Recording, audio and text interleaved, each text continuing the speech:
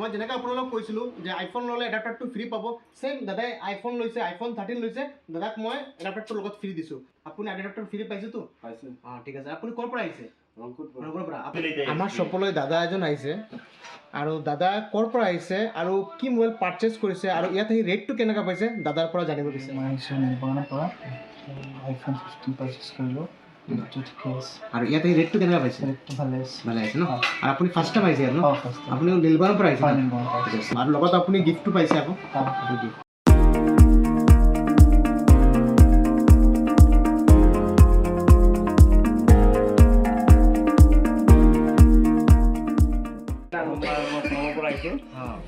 দোকানে মোৰ ভাল পাইছোঁ, প্ৰাইচটো ঠিক আছে, জেনুইন প্ৰাইচ।